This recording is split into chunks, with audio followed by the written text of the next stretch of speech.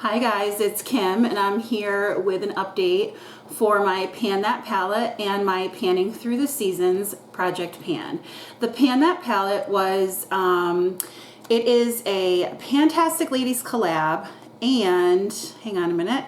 It was, this year's theme was created by Jessica Lee, and the theme is Size Matters, so I decided to choose my Bombina palette. This is the newest palette to my collection, and I just really liked, first of all, the palette, it's supposed to be like bulky packaging, big pans. These are big pans as far as I'm concerned.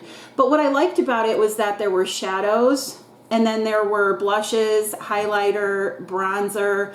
This is like an all-in-one palette, so that if I go traveling like to my mother's or my sister's, all I have to do is bring this and I'm covered. I'm even covered with brows, because this, even though it's really dark, if I go in just really lightly and then maybe tap it off with a little bit of this, it is fine. So I did use this a couple of times last month. It went from 121.48 grams to 120.70. So it did go down in weight. I'm really excited about that.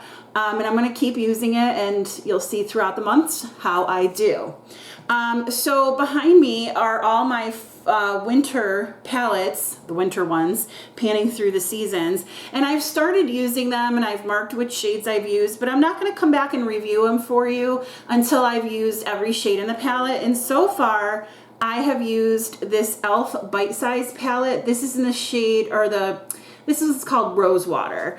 And before you get too excited, this one was like way broken before I brought it into this project. So let me review the shades for you. Shade number 1, which is this one, it was just okay. Shade number 2 needed to be built up a lot, but it was fine once I did. Shade number 3 was just okay. And then number 4 was patchy, and it really needed to be built up. So I'm not going to get rid of it yet, but I am going to put a star next to it. And the star is going to mean that I'm decluttering it with a question mark. And then at the end of the season, I'm going to look at all my palettes and say, okay, yes, no, to what I'm going to declutter and what I'm going to keep, or what I'm going to dismantle and just depot and put into, make them singles. So yeah, so that is my update for Pan That palette and Panning Through the Seasons.